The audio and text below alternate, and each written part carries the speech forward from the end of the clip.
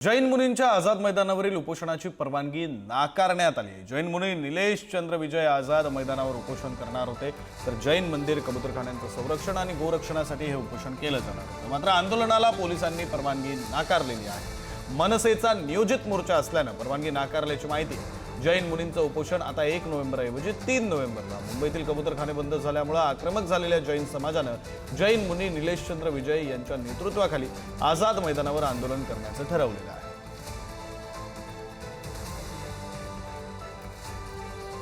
जैन मुनींच्या या उपोषणाला परवानगी नाकारण्यात आलेली आहे। मनसेचा नियोजित मोर्चा असल्याकारणाने ही परवानगी नाकारल्याची माहिती देण्यात आली। या संदर्भातले तपशील देत आहेत आपले प्रतिनिधी धनंजय दळवी। धनंजय, आपण जर पाहिलं तर जैन मंदिराचे कबूतरखान्याचं संरक्षण आणि त्याचबरोबर गौरक्षणासाठी जैन मुनी निलेश चंद्र विजय यांनी येत्या 1 नोव्हेंबरला आझाद मैदानावर आमरण उपोषणाला बसणार असल्याचा इशारा दिला होता। मात्र त्याला पोलिसांनी परवानगी नाकारली। सुट्टीच्या दिवशी आणि मनसेचा नियोजित मोर्चा या पार्श्वभूमीवर ही परवानगी नाकारण्यात आलेली आहे असं माहिती सध्या मिळते।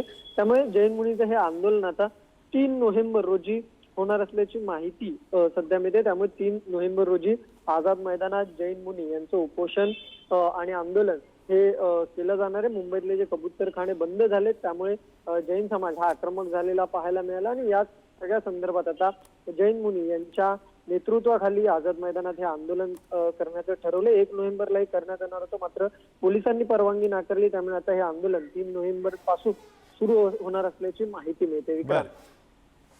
बरं, धन्यवाद धनंजय या सगळ्या सविस्तर माहितीसाठी।